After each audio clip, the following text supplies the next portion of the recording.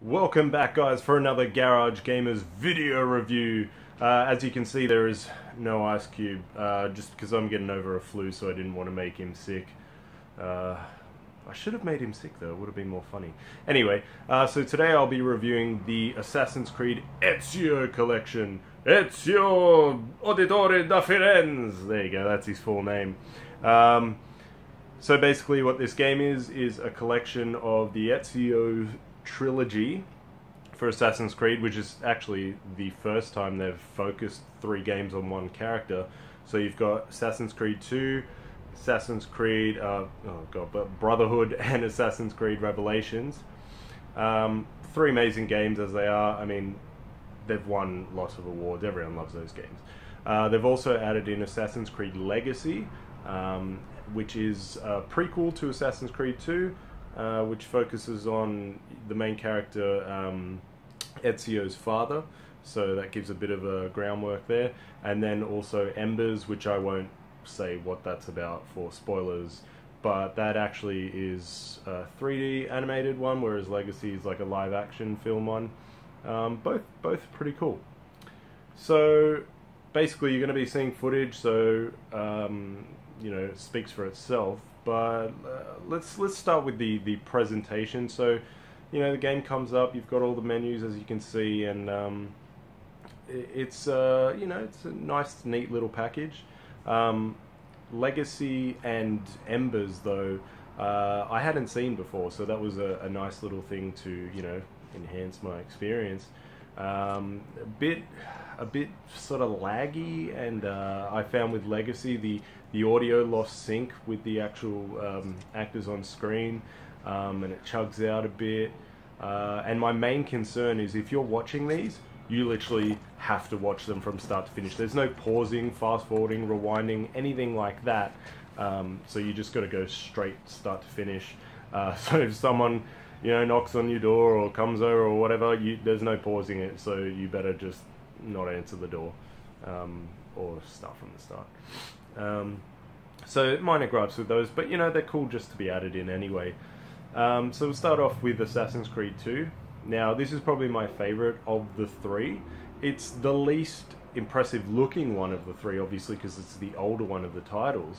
But as you can see in this remaster here, it looks pretty good, even by modern standards. I mean, it's the facial animations a bit sort of off still. They did something with the eyes of the characters for some reason. Their eyes look psychotic in this remastered edition. I don't know why. But other than that, everything seems to be fine. I mean, texture work is redone. Everything looks very crisp. You can see the detail on their clothing a lot better. You know, just textures on the buildings and the lighting and the shadows, everything like that has been improved. Most people are wondering if it's going to be 60 frames a second. It's not. It's a lock 30, but the benefit of that is it's just stable. Like, it just runs perfect. So I don't think 60 would have necessarily flowed really well with this game, because it's a bit slower paced, especially if you've played the new ones like Syndicate, where they're a bit more, they flow a bit better than these ones. So you'll find these, if you've played those ones and you've never played these ones, you'll feel a bit like, oh, this is a bit janky. But I mean, back when these came out, that was amazing, and they're still really playable even to this day. So yeah, number 2 is just as good as I remembered. I mean, the stories haven't changed, all that's untouched. So I would have given those stories, you know, like probably a 9 out of 10. I mean, they're a bit convoluted at times and don't really make much sense, but you still get so invested in it. The voice acting's great. Nolan North, who, you know, is in everything. He voices Desmond, who is the, you know, the modern real world guy that you're playing as, who then steps into the Animus and goes into being Ezio. You have to play the story. It's basically like you go in a machine and you play one of your ancestors' memories and all that sort of jazz. So all that's still great, all the story's great, voice acting's great, it's got some hilarious dialogue. So the 3 games feature, as you can tell, Ezio Auditore, who's an Italian dude, and you know, he's half dropping Italian words and then half dropping English, so you know, there's no real subtitles, or I don't know if you can put subtitles. I don't even bother checking, but it's still funny, and it's cool to have someone that's not just like, hey, we're set in another country, but we're just going to speak English. Like, it's cool to have a bit of that authenticity, and having some of those actual, you know, make you feel like you're actually in the world and in the country of, you know, this universe that it's set in, rather than just being like, you know, hey, you're in Egypt and we're all speaking English. So I like that about it. So yeah, number 2 is great. I mean, it's just standard Assassin's Creed gameplay, great story, lots of like twists and turns, and mechanically it's still good, still holds up. Yeah, there's not much bad I can say about it. You know, the frame rate sticks to it, the graphics look, you know, a lot more clean and polished. So yeah, that's all good. Let's move over to Brotherhood. So Brotherhood is more of the same. As you'll see here, there's you know, a little bit of new elements, like they've got like some chase scenes, as you can see on the horse riding thing.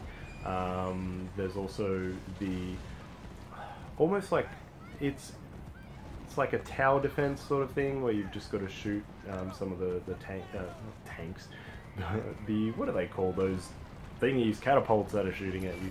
You gotta blow some of those up, so it kind of is sort of like a little towery defense sort of thing, and they introduced that, so it just helps, you know, mix it up a bit. Gameplay feels pretty much the same, no real differences there. Again, graphically it's still looks amazing. You'll find that the facial animations and stuff like that, and just the whole detail of the characters look a bit better, as you know, that was the newer game of the 3, or came after number 2, let's be honest. So yeah, you'll notice some graphical improvements in that. I did notice a bit of extra screen pop-ups, so things started, you know, you'd run up to a building and then all of a sudden like some vines would appear on there, or you know, stuff like that, but nothing too dramatic. Yeah, nothing that really took me out of the game or anything like that.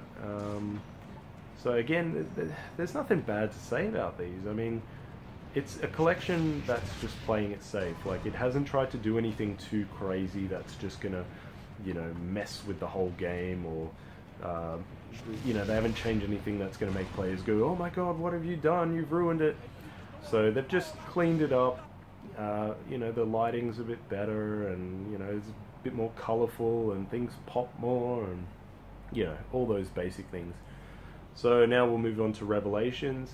Revelations is the 3rd one of the Ezio trilogy, and this one by far looks so much better than the first 2, especially like the characters themselves. I mean, you look at Ezio in these clips, it's almost bordering, you know, what sort of Black Flag on the PS4 looked like, or on the Xbox One, where it was sort of like next gen but still last gen. So it's like it's like the tail end of that cycle where the graphics have improved so much for the consoles of that generation. So graphically it's a lot better, as you can see in the you know, the snow wisping across the grounds, and little effects like that, you know, just it's got a really good lighting again, great story. What can you say? Like, these games just are great, and they've all held up. You know, if you've watched the Skyrim video review I did, that was a game that I felt didn't really look good previously, and still doesn't look good. Whereas these games, they already looked amazing, and they still look amazing. So that's a testament to the actual art design and the game itself. So yeah, there's nothing bad that I can say about it. Again, all 3 games run flawlessly.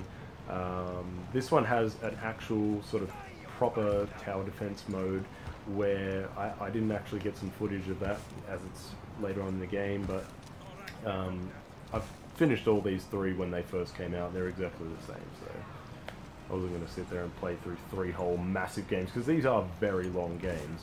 I just wanted to get a good sense of the graphical improvements and technical, you know, see if there was any glitches and stuff like that, but nothing that I could see.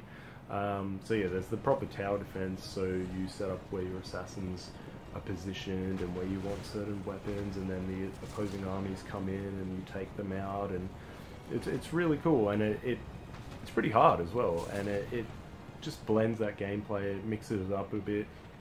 As you can see in this footage as well, there's parts where you're, you know, struggling to climb up a rope behind a cart and you're being thrown around everywhere.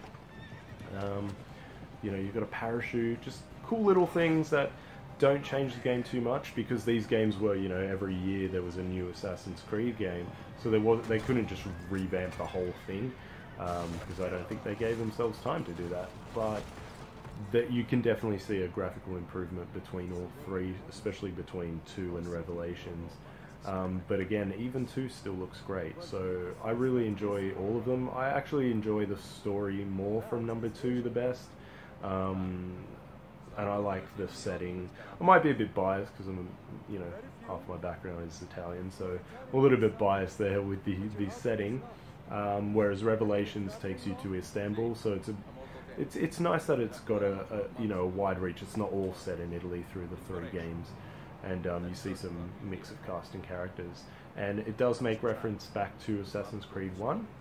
So if you've never played 1, you get a little bit of a brief intro in number 2, and then same with the next ones, you get a little bit of a brief intro of what happened previously.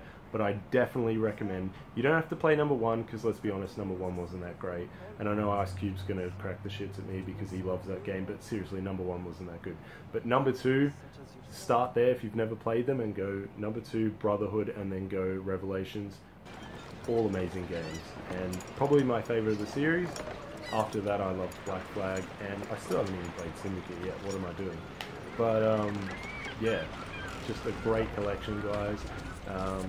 So if you've played them and you never thought you'd play them again, I wouldn't recommend this. But if it's games that you really love and you think, oh, this has been a while, or you're just a bit of a collector nut like myself and you want to have like a complete package, I think this is perfect.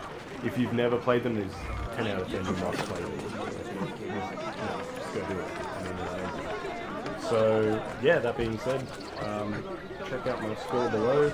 Again, story and all that's going to be the same, it hasn't changed or anything like that, so I'm just going back off what I would have reviewed them back in the day.